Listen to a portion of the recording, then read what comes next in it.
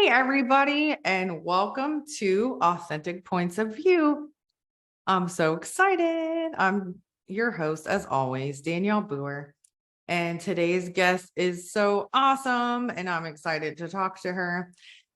And she is like, she does a lot. So I love, I love talking to people that are so talented and awesome. So this episode is for Hispanic Heritage Month. If you've been watching, you know that I'm trying to do a specific theme each month. And so let's not celebrate. I'm excited about celebrating Hispanic Heritage Month and talking to her. So Adriana Cabanas, welcome to the show. Thank you. Happy to be here. Yay. Thank you for coming on. And I'm always transparent. So this was also last minute. So I'm sorry. I'm so honest with stuff. And that's what happens when you're trying to juggle everything. It's like, It's life. Yep.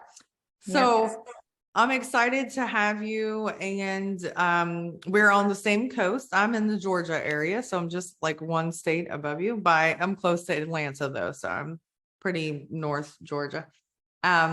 So if you want, you can just kind of like introduce a little bit of your story of what age you were when you came to the United States and where you came from, and then where your dad is from, please. Okay.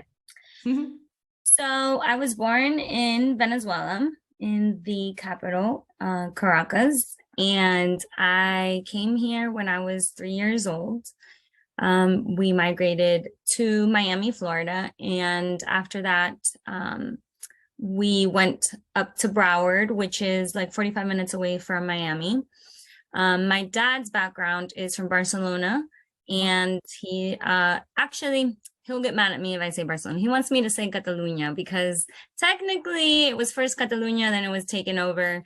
And of course there is always that civil war between them. But yeah, so he actually speaks Catalan. My mom speaks Spanish, and my first language was kind of like an in-between of both, but mostly Spanish because my dad speaks Spanish and Catalan, and my mom speaks only Spanish. So so Spanish was my first language. And I remember, when I got here, I mean, I don't have like a huge recollection of it, but I remember being in school and, having this sense of I'm in a different place. And, even people couldn't really pronounce my name because my name is actually Adriana.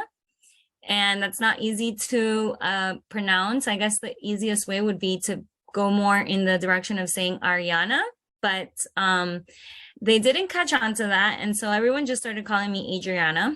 And so I kind of adapted to that name because I was too young to know the difference. And everybody was speaking in a different language. And I was like, okay, so I guess this is my name here. And so I did become very much a part of the American culture in due time. And now I don't really remember where I was born, and I've gone back there, and it's very foreign to me, which is interesting and sad at the same time because I want to relate to it, but it's just so different from what I'm used to now. So it's definitely kind of a weird place to be when you can say, wow, my life went two different directions than where I was born from. I don't think people have that kind of retrospective viewpoint of their life. Yeah, that's awesome though. But the fact that if you remember anything from when you were 3 is pretty good because I don't remember diddly squat from I was that young. I wouldn't say 3. I would say maybe like, 4 or 5 or I remember being like in kindergarten or something that was like school for, when you're teeny tiny, but it wasn't like school. It was like daycare. I don't know. I just remember like, I guess it does leave more of an impression on you when you go through such a transition where you do feel like, okay, I am, somewhere that's a little different. And I just think energetically you do get a little feel of it's just different. Yeah. So I think though, do you think you being so young and the fact that you transitioned and you guys moved to a place that had a lot of Hispanic culture helped though? I do, maybe not for me, but for Okay, my parents. good. Because I was kind of like a blank slate being that age, and I was going to get accustomed to wherever I was Yeah. going to be moved to at that age. To me, that just ended up becoming my norm. But for my parents, I think it was a little bit more difficult. And of course, I do see how, for me, it was more relatable to be in that scenario. But I never felt like an outcast, or I never felt like I had this like very different background than everybody else. Even when we moved a little bit up north where it was less Spanish, less Latin Americans around, it was like still there was a lot of them, it wasn't Yeah. scarce. So I do think that prevented me from feeling as if there was something different about me, or something that was what maybe someone that would be in a different scenario would consider like off, if their background wasn't strictly from the United States, or whatever country they are residing in.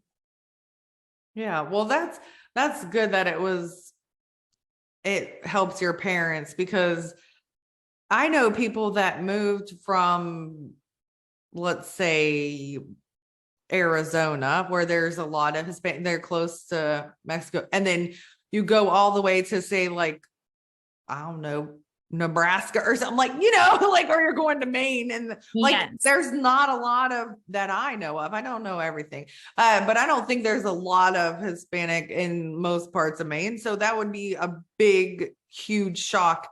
And like you said, it would be hard to transition when you don't feel like you fit in. And that's with everything in the world, So when you say, because your accent is so pretty, Catalan, or so what's the difference between Spanish and Catalan? Is it similar, or? No, actually, it's funny. Most people don't know about this. It's such a small colony that came out of that area. When you go to Barcelona, it is very much divided into two. There's people that are from Catalonia, which speak Catalan, and then there's people from Barcelona, Spain, which speak Spanish. And it's funny because a lot of times they won't want you to speak Catalan if they're from Barcelona, or vice versa.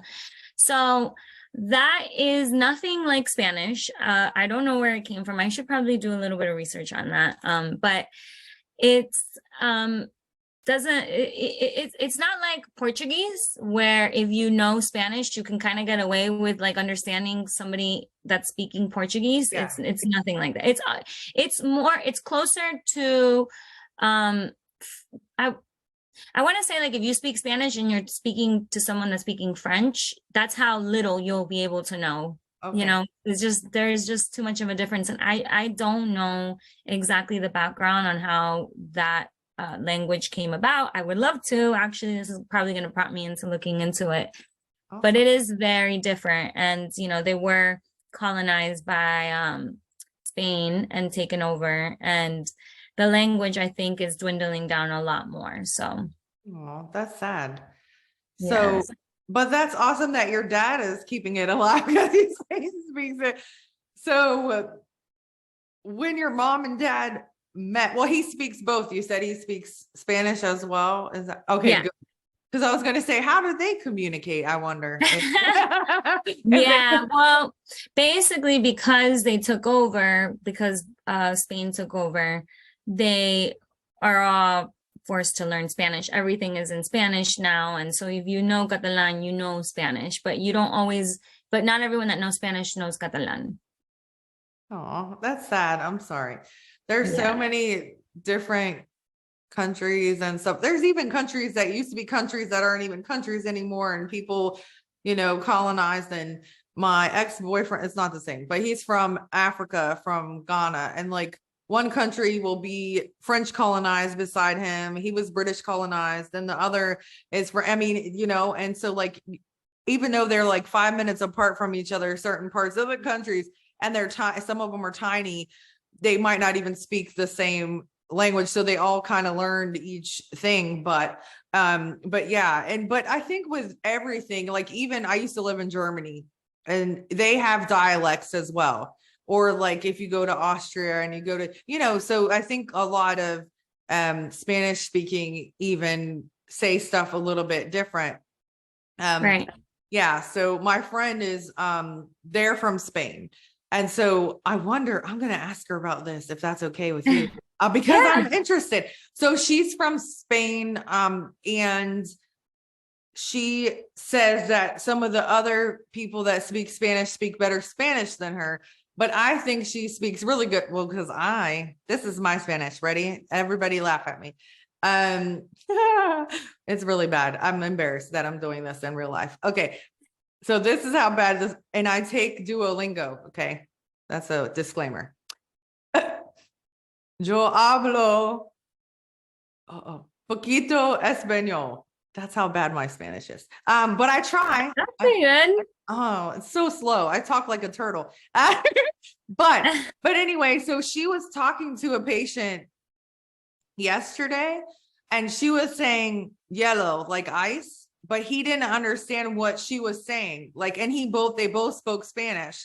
So I think like there's a lot of little words. Do you feel that sometimes like people might say different words a little bit different? Oh yeah.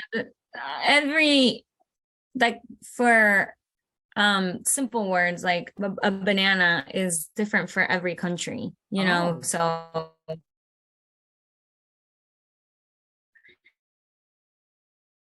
it's like if you just nothing alike. So if you're talking to someone that is from a different country and they're trying to explain to you what a banana is, you might not understand what it is. You have to ask them like, what did you say? And then they'll tell you, and then they'll try and tell you in your language, or they know, well, not your language, but from your country. So if they know that in your country they use a different word, then they'll kind of change their word so that you can understand.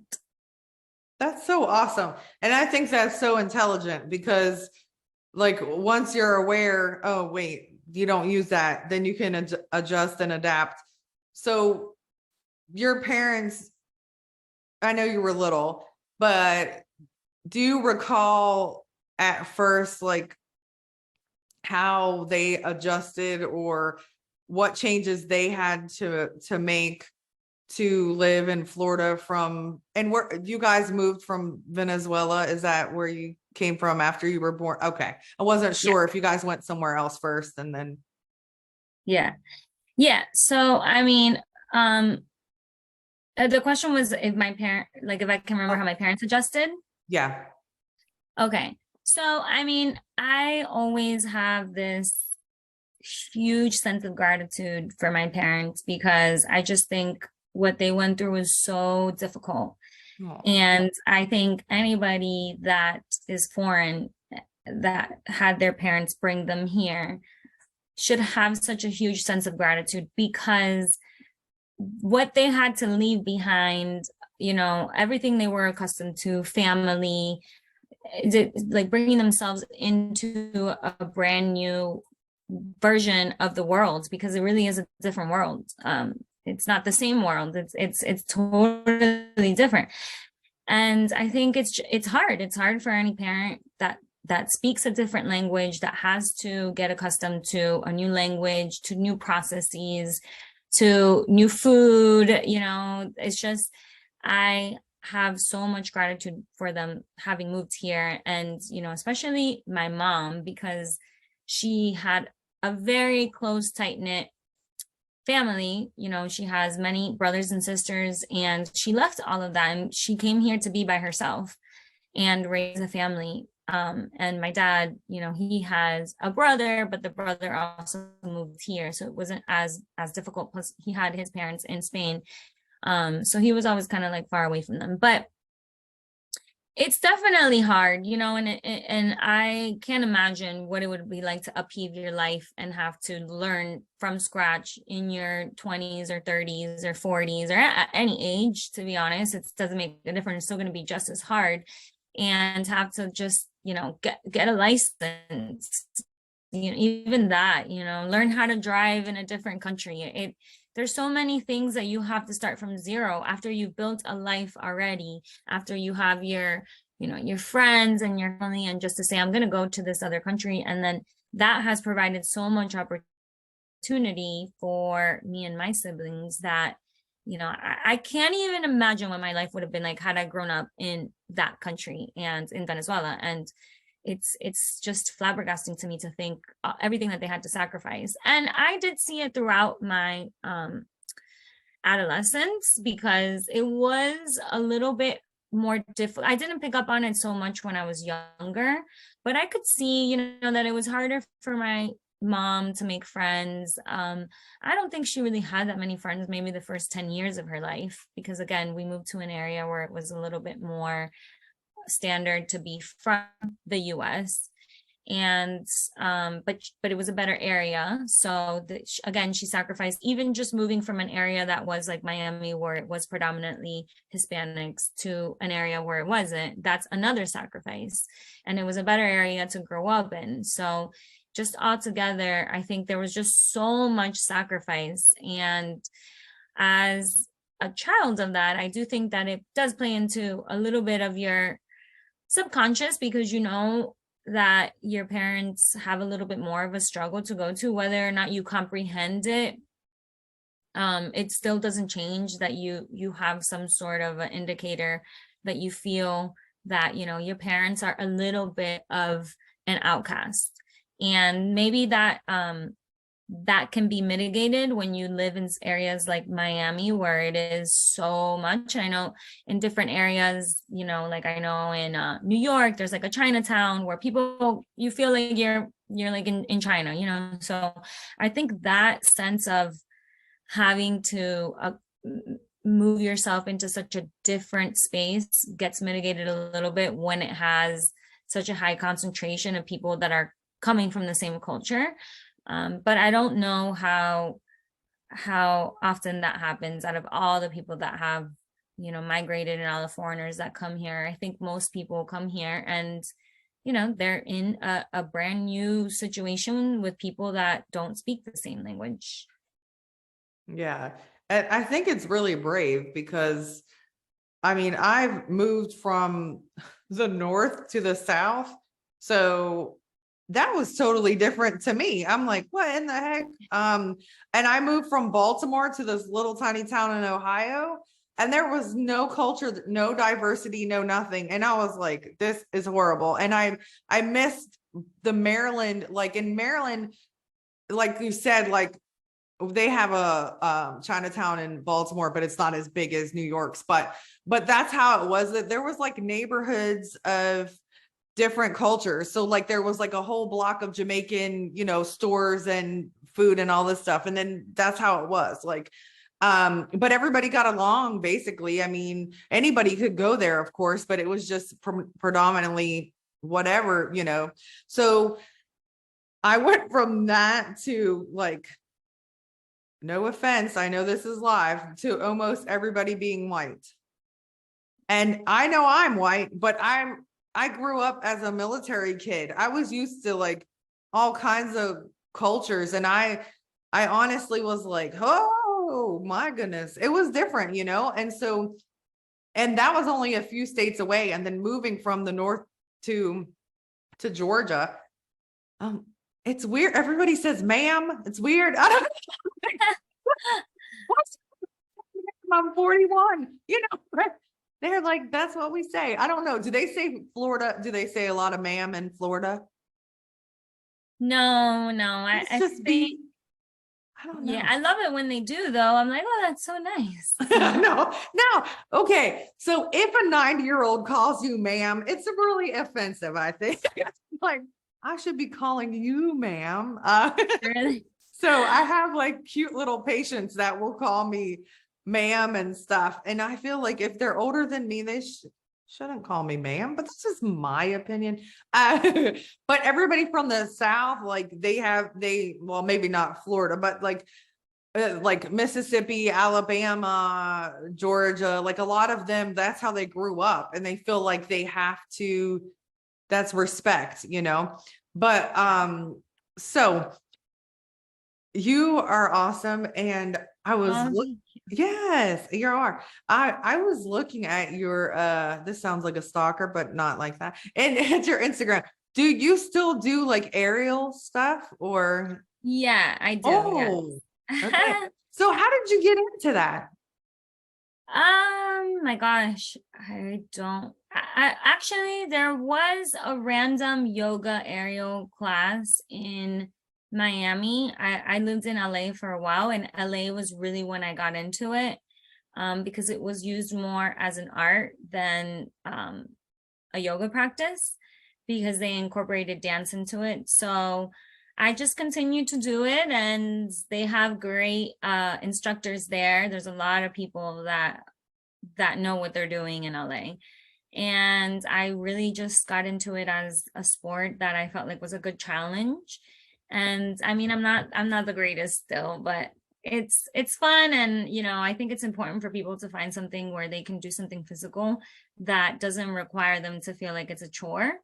And this is definitely that. You use a lot of mental thinking to understand when you're upside down, where your feet are going, where, especially when you're spinning. So it's a lot of moving parts that you surprisingly have to use your mind for, that I didn't know how rusty I was until I did that. And especially when you have to learn moves, and just, it's a great sport.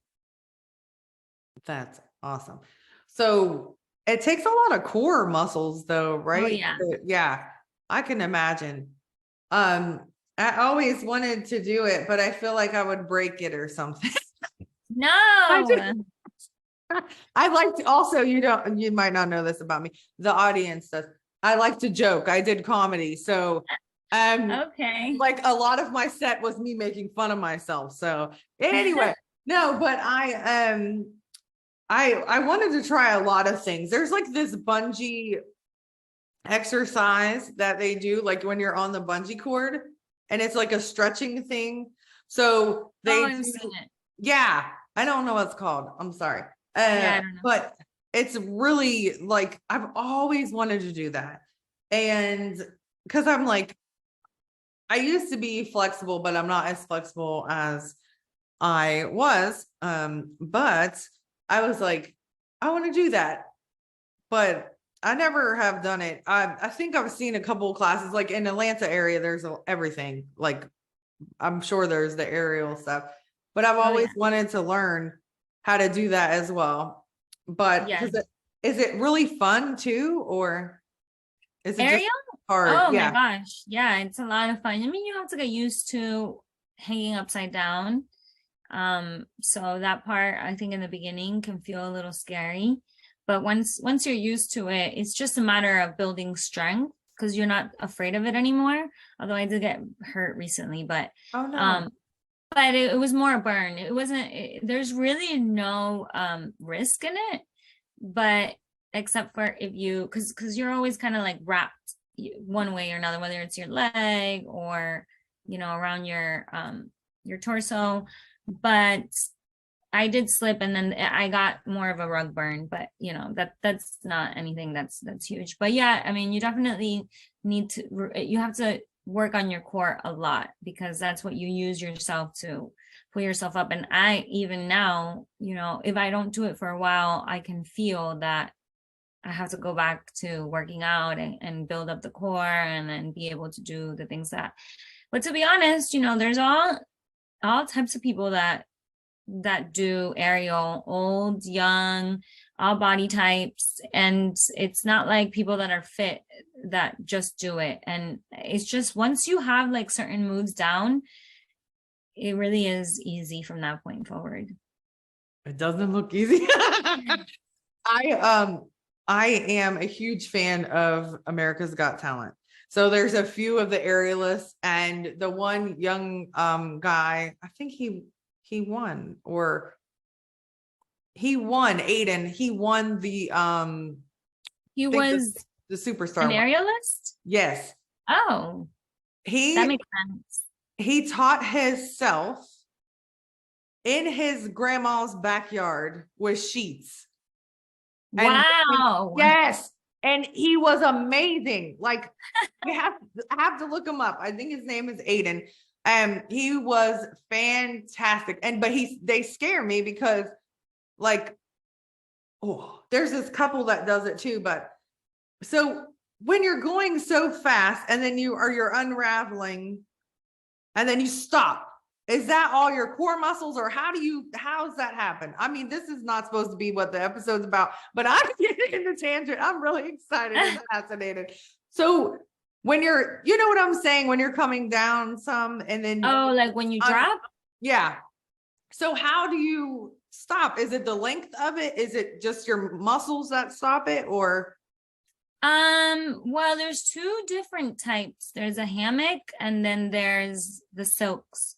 They're both technically like considered silks, but silks is just it's more like two ribbons that hang down, and then the hammock is one and it just kind of loops up. Oh. So with the hammock, what stops you is, when you get to the bottom portion of the loop, then it, like you're stopped. But when you're on the silks, which I don't do as much of, you're usually stopped by something that's wrapped in that one or both of the silks. So sometimes it's your leg or your torso, or your thighs are wrapped around it. And then once you reach that level of friction where it pulls that area where it's wrapped around, then you stop right there. And like I said, with the hammock, you just stop kind of when you reach the bottom of it. Wow. That's cool. I always wondered that, so I figured I would ask you. Yeah. Because it seems like it's so fast. Like, when you're watching it, I'm very silly. So I get really like invested in stuff, and I get scared that they're going to get hurt. So like, I mean, and there's nothing underneath. Like a lot of them, there's like no mat, no net, no nothing. Yeah. You're just like, like, yeah. I don't know. I'm very animated. I apologize. But it scares me, but I love watching it. It's gorgeous, but I'm just like, they're brave. And you are brave too. Adriana, you're brave. I have a mat, so I'm not that brave. Oh, good. No, that's still brave. You're still like, no, you're still coming down. It's still brave. So speaking of that stuff and core and everything, how important to you is health and wellness and like staying healthy and all that? I think it's really important. I look at health like, a one-time thing. You have this vehicle that you were given. I don't believe we are of our bodies. I believe we're in our bodies, so we are handed this gift that a lot of us, we don't really understand, not because we're trying to damage ourselves, but because we don't know I'm so sorry, my dog. That's okay. It's all good. Sorry. So it's not so much because we don't understand or don't want to take care of our bodies. I just think it's just not been incorporated into our level of thinking. And I really do believe that there is like a subconscious level where we've been hacked, where society has taken the way that we perceive food and changed it for the betterment of corporations and profit. And a lot of that goes back to the pyramids that we were taught, like the nutritional pyramids that we were taught in school, which were so skewed and untrue, because, we shouldn't be eating as many carbs as we were told in school that we should be eating. So, I mean, I really look at health as we have this responsibility to take care of this gift that we've been given. And every time that we make a decision that's harmful for our bodies, it's like, we're harming our vehicle. We're throwing a rock at what free car we've been given. And, everyone's been given a brand new top of the line Ferrari, and everyone only looks towards one person, like, that social media girl, or the girl on the magazine, or, men that are actors. We only look at those people and think, wow, they're so lucky to have, this look or this body, or to maintain themselves. And it's really, everybody has that. Everyone has that capability of being in that state of health. And of course, we're all very unique, and we shouldn't strive to be like those people that we see over there. We, on those magazine covers or social media, but we should be only so thankful that we do have a vehicle, and that we are healthy. And I think, as we go through unraveling the things that we've been taught, which is very important, like I was taught that cereal should be eaten at breakfast, and that's actually one of the most harmful things you can do. So I used to just eat because I was taught that I should eat in the morning, in the afternoon, and at night, but no one ever taught me to listen to my body, whether or not it was even hungry to begin with. There's some days where I wake up and I listen to my body and it tells me what it wants. There was actually a study that was done on orphans where they were fed a variety of foods. They could, it was like a buffet style. They could choose whatever foods that they wanted to eat. And most of those children actually ended up naturally choosing the food that they were deficient in. So it's almost like you have this internal, intrinsic flag that tells you, hey, this is what needs to be eaten today. So whenever I do have a craving for a certain fruit or a certain vegetable, I listen to it, because I know that, your body does try and give you those signals where, it's going to tell you like, hey, today we should have this meal or we should have that meal. And I try and listen less to what's been indoctrinated into my mind, which is false information, to be honest, as to, if I should eat pasta or cereal, like everything that I grew up going to school eating and seeing on TV and going out to restaurants and eating, those types of things is what we have to undo in our minds. And I don't think people realize that it's less of a physical thing and more of a mental thing. You have to mentally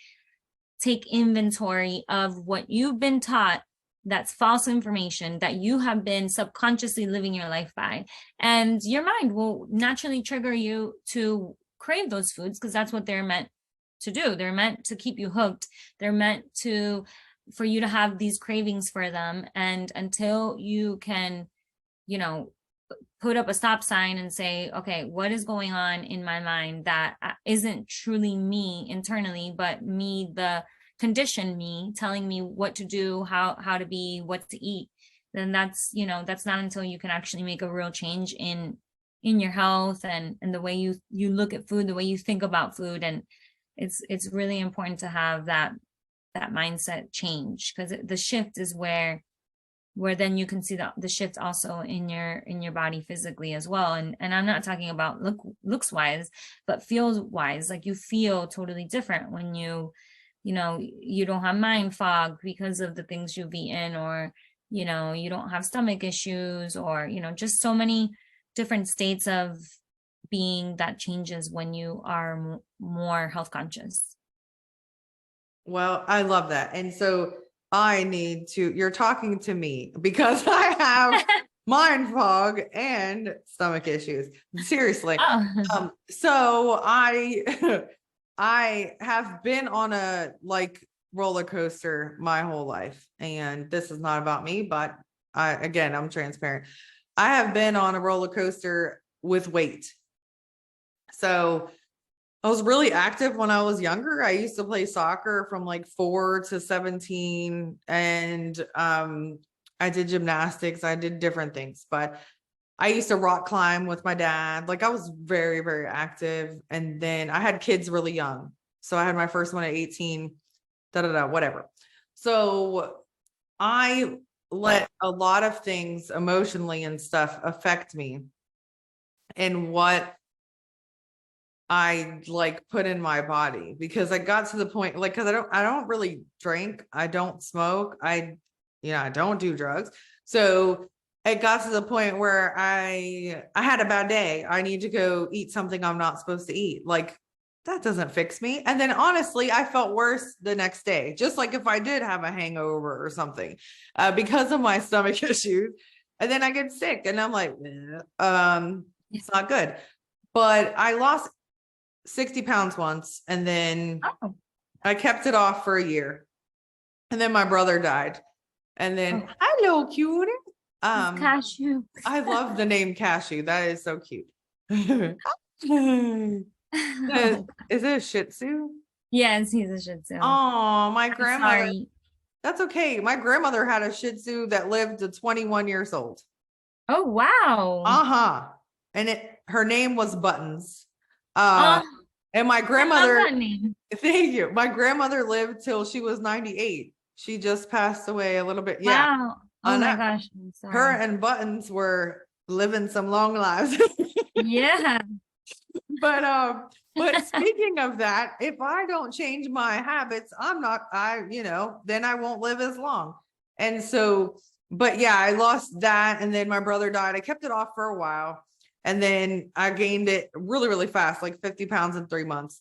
And then I just kept gaining. Then I lost 85 pounds.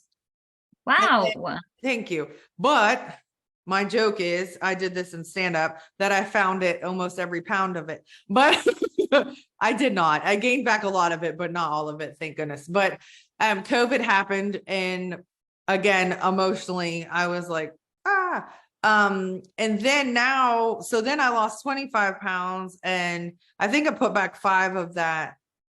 It's a lot. It's hard. And then and I know people think this is an excuse, but it's not supposed to be.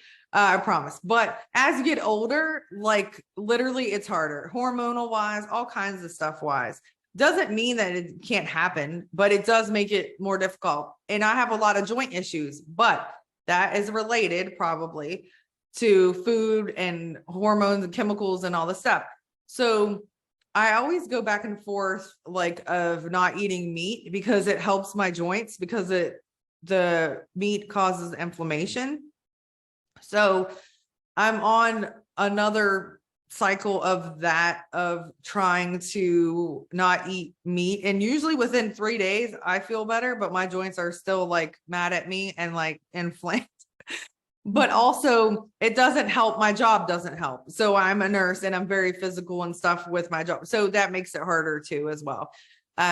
But health is really, really important, especially because I take care of others. So I really need to get myself together to be a better example, which is hard mentally. It's hard mentally to be like, hey, you need to do this. And people are probably thinking, well, you're not doing that. But but honestly, that's what people think. And even if I did everything right, they would still think that because the way I look on the outside. But also I'm kind of guilty of that. There was respiratory therapists that would smoke, and I would think, what the heck? You're like, what? Why? You know how bad smoking is. So why would you smoke? So yeah, so it's kind of the same thing. But I want to ask you this because I was supposed to do it a long time ago. So this episode is about all kinds of stuff.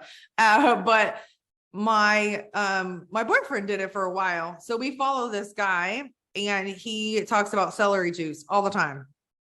And he's the medical medium. I don't know if you follow him. Yeah. Yeah, I love him. I love him. Yeah. So basically, I wanted to ask you, because I saw you drinking. I sound like a stalker. So he made it himself. My boyfriend, we bought the thing and he was making it himself. And again, not trying to make excuses. I'm very gotta go. So I never ever made it or drank it. Even when he was making it, he probably would have I never did. And I need to, because I need to get the toxins out of my system. I need to, but I saw that you had one, and it's pre-made already, or do you buy it at the store? Okay. So Sorry. that was a little bit of a faux pas on my end, because when I first started following the medical medium and I started doing his protocols, I didn't realize, but you can't do the celery juice with lemon or water. It has to be fresh. Oh. And there's very little places that do that. Even when I go to a juice place, I would say maybe only 15% of them do fresh celery juice.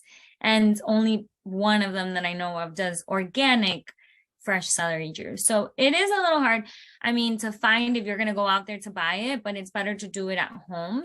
Okay. And just to kind of zoom out a little bit in like the health picture, I would say like the number one advice that I have for trying to wean off of things that are preventing us, because we're not meant, we're wired in such a way that we're supposed to want to eat food. Like it's hard for us to see something yummy and to think, I don't want it. You know, we're not hardwired that way, because back in the day, you know, we didn't know when we were going to see our next meal. So if we saw, you know, a batch of strawberries on the floor, we would immediately get a craving for it, because we needed to want to eat those things so that we can eat it. And then, you know, we can be hungry for, you know, for that moment. And then we'll be okay for however long until we can find the next place to find food. So we get triggered just by seeing something, by seeing food, we'll get triggered to want it.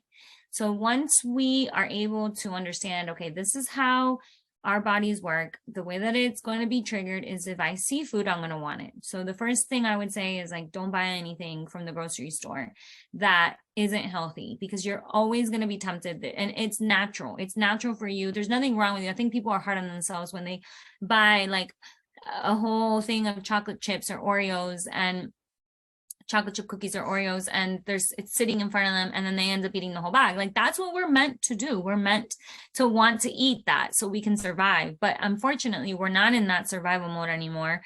From back in the caveman days, we have a plethora of food at any given moment that we can eat.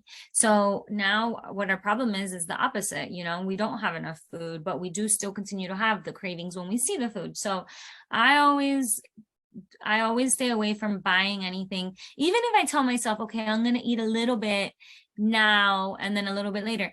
You just have to understand the part of your brain that makes that decision to eat is almost like until you really practice it, it's not within our control. I mean, you have to have a very, very good sense of self-regulation, and that comes with a lot of practice and a lot of time. And even the most self-regulated people that I know will say to me, I can't buy peanut butter because if I do, I'll eat the whole thing. You know, I know people that have like barely any body fat percentage on their body, and they know that they can't bring home peanut butter because that'll be the end of, you know, them being that fit. So I think that is, you know, first and foremost, like if you want to treat yourself, you know, I would say when you go out to eat, then allow yourself that time. But whatever you do, like don't bring it home, because bringing it home is where you're going to be triggered. And then you're going to have that guilty feeling that you mentioned the next day. You're like, oh, why did I do that? And you feel down on yourself because you're like, okay, I failed at this. But it's not you failing. It's actually your body is doing what it's meant to do.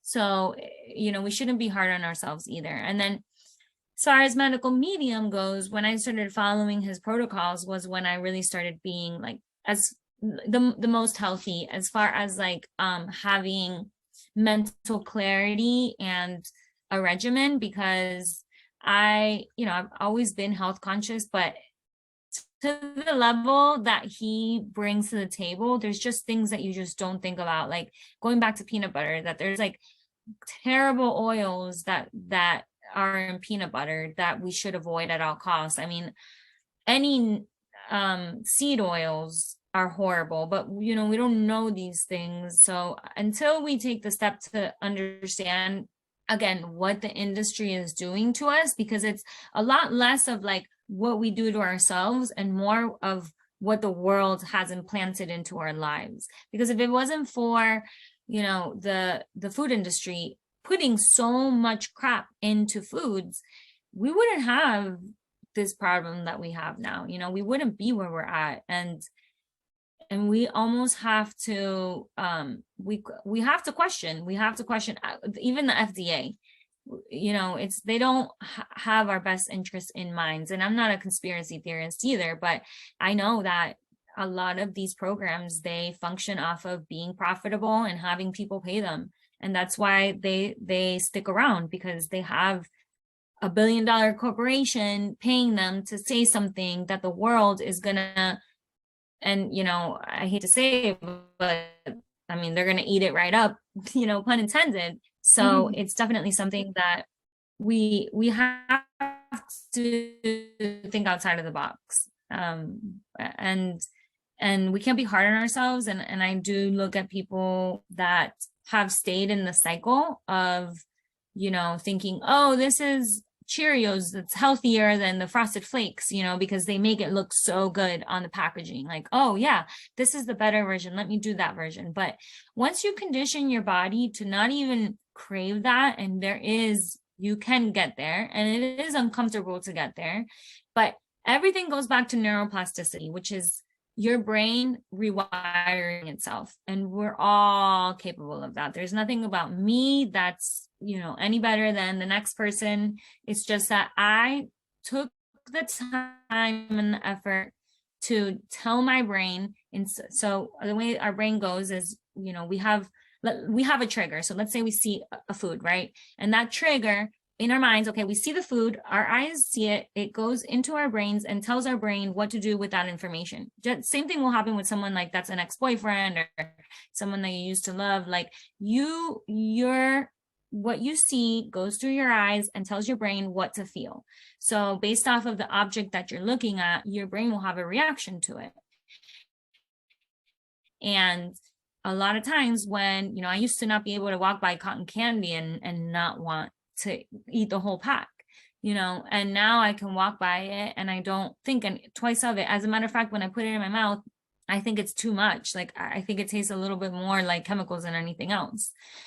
But it's a matter of that I took the time and the effort to stop my brain from going down the path of thinking, ooh, cotton candy, yummy, I want it, let's eat it, this is going to feel good, to like, no, I'm not going to do it this time. And the next time I didn't do it again, and then I didn't do it again. And you kind of have to tell yourself little by little, I don't want this. And eventually when you see it, your brain will be like, nope, don't want it, but it doesn't just happen from here to there. It'll happen, from here, then a little bit here, then a little bit there, a little bit there. And then little by little, you start breaking down those connections that you have through the synapses in your brain that tells your body how to crave something or what to crave. So you'll no longer see that and be like, oh my gosh, I want it. And it doesn't have to do with like the person. It has to do with like the time and the effort and your ability to be uncomfortable. If you're willing to face discomfort and say, I'm going to be okay with this right now because there's a benefit, then you'll be able to, on the other side of that, have that benefit. There's a saying that goes, you either experience the pain of regret or the pain of discipline, so it's either one or the other. You're gonna experience one pain. One pain is discipline, which is uncomfortable and it can be difficult, but you give up the pain of guilt. Or you can, forego being disciplined and indulge and then go through the pain of feeling guilty. But you're always going to have something that you're going to have to face, one or the other. So you might as well face the pain that's going to bring you a better outcome than, something that is going to put your life in a detriment eventually. That is a great point. Because like any addiction, it's hard either way. It's hard to get over it. It's really, really hard to get over it, but it's hard to live in it too. So which one is going to be worse for you? Like, right. Like, exactly. So me, giving up whatever. And the hard thing is I do really good. Like, I'm not a soda drinker. And I never have been. There's a lot of things I do really good. But with my body type, the stuff I do bad all outweighs the stuff I do good. Like, cause I just walked over 4 miles earlier. So it's not that I'm not active. I do it while my days off. I walk 3 to 4 miles. Mm-hmm. But I need more for my body. So I have to do more. And when I was doing more, that's how I lost a lot of the weight. But I started having a lot more joint issues because I was doing the wrong types of workouts for my body. So I was doing the HIIT and it actually was making my joints worse because it was too much of an impact for my body. So at that time and the stage that I was in, so I mean, I lost weight, but then I couldn't barely walk. So, Yeah. so you have one thing, right? So you have to find a proper like medium of whatever it is. So, but eating natural stuff, of course, is way better than eating all the processed stuff. And look into things. And like, once you do, like, I actually picked up something the other day in front of people, they were laughing at me. I think I was at work and it was like something that is sort of, you think is healthy. I think it was like hummus and pretzels and it was 41 carbs. And I went, what the heck? Like, that's horrible. I could eat a thing of fries and it would equal or be less than, which is still bad. It's horrible and fried. I know that, but I'm just saying it's less of carbs than the healthy stuff. And so, and then it's just like with everything, you have to weigh out your options and do stuff that benefits you. And I love the whole thing with the car because that's awesome. But it's a great way to think. So if you think like, okay, right now, I might look like a hoopty. I'm just joking. I like to joke. I might look like a hoopty, but my original car type is a Ferrari. So that's a great way to motivate yourself to say, hey, no, and tell yourself every day. I like to say, trick yourself. That's what I do with my coaching. I'm like, you have to trick your mind sometimes, and then it will become that. But at first you have to to change your mindset. Like you said, you have to think that the other way. Think that you already have the other thing. So if I think all the time, I love that you said that again, the Ferrari thing. If I wake up and look at myself, I'm a Ferrari, I'm a Ferrari, I'm a Ferrari. I'm going to work harder towards becoming that Ferrari because I'm starting to believe it. So that was so awesome. Thank you for saying that.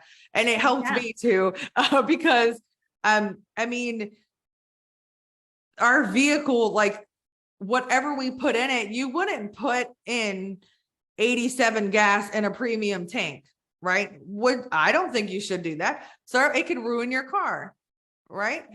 So that makes so much sense. Like you wouldn't, so like putting in crap and sugar and junk and all that stuff you were saying with the cereal and all that, and continuously feeding your Ferrari that, your Ferrari is going to go. Eventually. And then and then you wake up one day in the hospital, or my mom with COVID, and she had one wish. One of the wishes she had was for me to get her wheatgrass shots, and I knew where that was coming from. It was like her last actionable item that she could do to try and undo what she had done that was not healthy for her body. But one day you're going to need your Ferrari to turn on, and it's not going to turn on because you didn't give it an oil change, and you didn't change the tires, and maybe it'll turn on for a little bit, but as you're driving, it's gonna have its issues on the way, and every 2 seconds you have to stop and jump start it, for example. And that's no way to live either, and you have to definitely treat it like it's like a gift from God, because it really is. And a lot of people take it for granted because we're able to continue to drive and get from point A to point B feeling unscathed. We don't feel that we're damaging because it's not happening in real time. But underneath the hood, the transmission is starting to go bad. The engine, I mean, I don't know how the engine stuff works, but there's just things that start happening that maybe you don't know, and that you don't know that, hey, I need to start making sure I take care of this. And even just the exterior, like we're throwing rocks at it, we're damaging everything around it. Every time we have something unhealthy, it is damaging your vehicle. And until the day that we have this awakening that makes us understand what really matters, and one of them being health, most of us will continue to quote unquote enjoy life and just, eat the donut and have the cereal. And then one day the bill is going to come for us to pay for those choices that we made. And many of us will say, I wish, I could have done things this way or that way.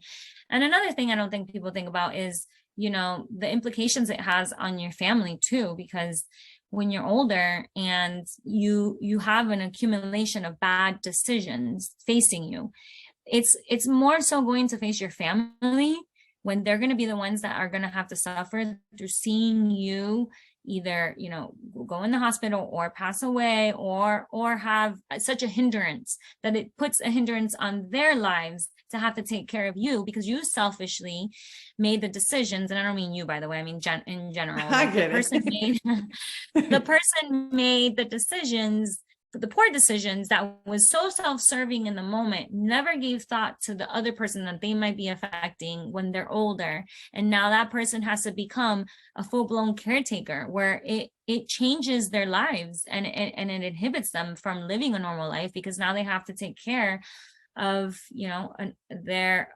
adult parent that has, whatever hindrance that they might come about when they come of older age.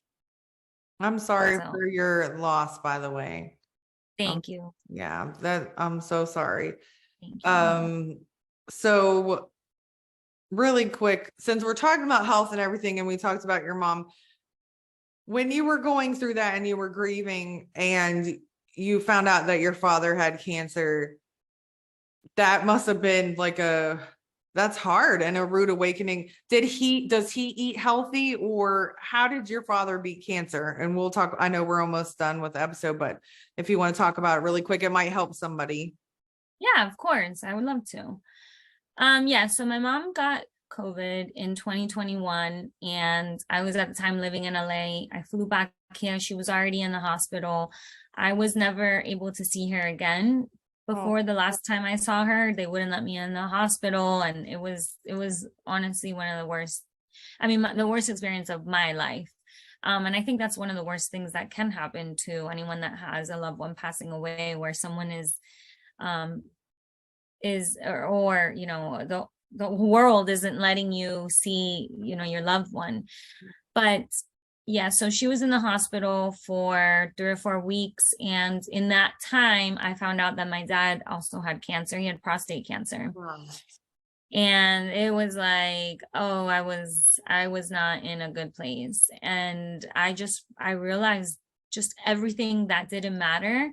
It was very strange because I had a moment of clear understanding of what mattered in life. It was like everything that I thought mattered was just like, no, that doesn't matter. Only these things matter. And only very few things matter. There's only like 3 or 4 things that matter. And I don't know how many people get to this point where they realize that we're all living in almost like a simulation, and we in our minds makes us think that certain things matter, but they don't. But I had that moment because I felt like my world was just being taken away completely. And it put things into perspective in such a way where I was like, why am I even living? Because I don't feel like I want to continue to ever have a moment to experience this pain again. Why would I put myself out there to continue to be vulnerable to this kind of pain? And it was worse than any physical pain I could ever feel. And I didn't understand what life was and why we were here and why we had to experience these hardships. Now I have, grown past that, and I do see things differently. My dad, thankfully, was able to beat the cancer. Prostate cancer is one of the most beatable cancers that you can get. But I think he took a hard look at his decisions in his life that led the cancer to come about. And I do think a lot of it has to do, in my opinion, and also what he looks back on, is a lot of the oils that they were using to cook and things, and when you go out to restaurants, how they reuse oils.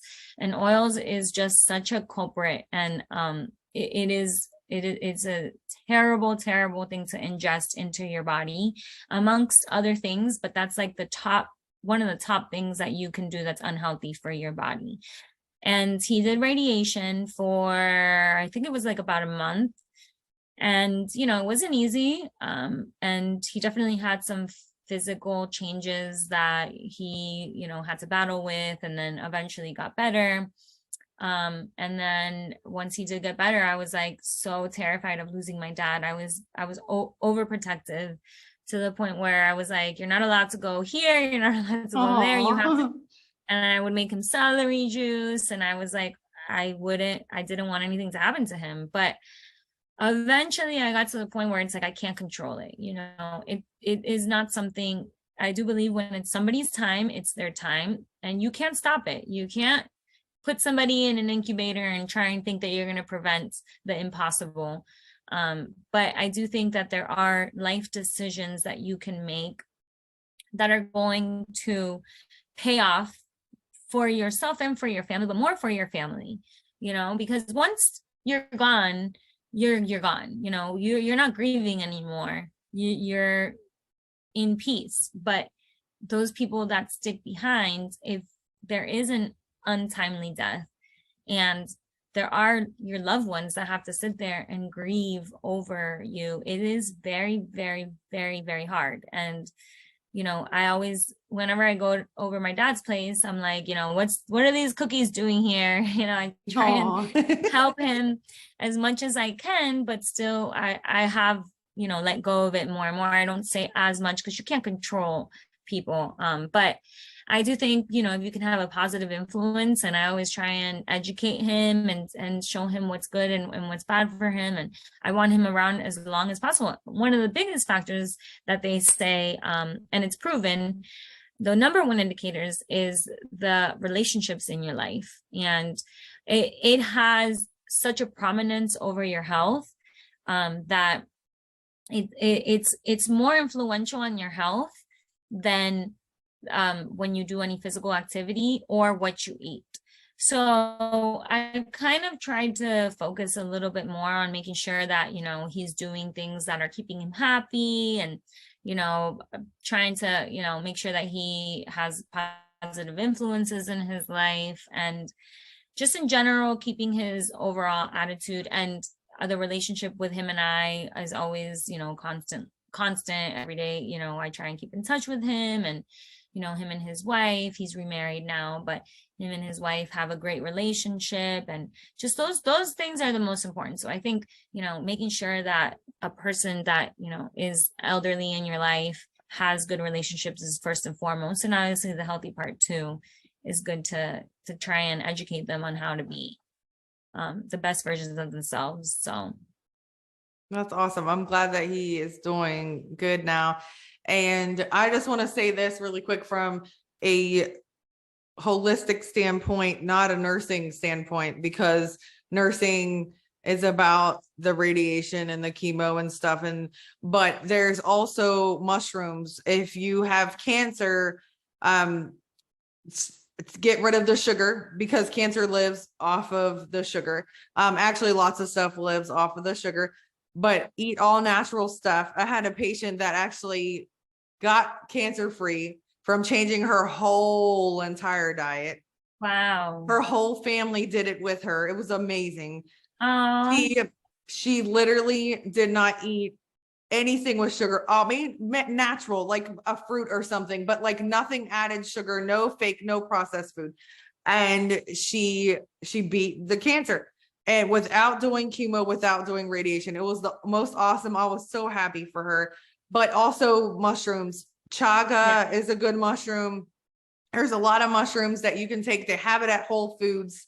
I don't know, there's probably better versions of it, but they sell even the mixed ones where they have the different mushrooms, but they can kill cancers. I'm not guaranteeing this. I'm not an expert on it. I'm just saying that's what I've had experiences with people that have used those as well. Anything has a natural, I'm not going to say cure because there's no cure, but natural like remedy or whatever for stuff, a cold, whatever, you can do natural stuff. Aloe is a great plant to help you with a lot of things. Like, so look those things up, invest in yourself, be your own advocate. Something that I love as a nurse is that I'm a patient advocate, and that's my most important job, is to advocate for my patients, but also my kids. And I lack in advocating for myself. I lack in it. But the whole thing is, please look into stuff. If you get diagnosed with something, research. Look up everything. Tell the doctors, I want to figure it out first. Okay. So thank you for this went off on a different way, but I'm so glad that hopefully somebody listening, this is helping them or their family member, like you said. But just can you tell us, where can we find you? Like your social media or whatever you want to tell. Oh, okay. So my Instagram is the Adriana Cabanas. And then my Facebook is Adri Cabanas, but I usually use more Instagram than Facebook. Okay, awesome. Thank you so much for coming on. And thank you for talking about so many awesome things. Like, we really covered a lot. And I'm sorry again for the loss of your mother. And I'm so glad that your father is doing well. And by the way, he took mushrooms. Oh, really? Yeah. Awesome. Yeah. That's wonderful. Yeah, I've heard, I know a lot of people it works for them. So that's so great. And so I'm glad that worked. Thank you for saying that, because you might be listening right now and you're thinking like, because that word, the C word, it makes your whole life flip upside down. But there are options. There's other options. There's natural options. So just look at everything and weigh your options. And there's surgery, of course, if they can take the mass out or the tumor out. There's lots of different things. I work in the recovery room, so the surgeries are really beneficial and help a lot of people. But there's also other things that you can do. Thank you so much for listening. Thank you, Danielle. It was a pleasure. You're welcome. You have a great day. Thank you, Adriana. Bye.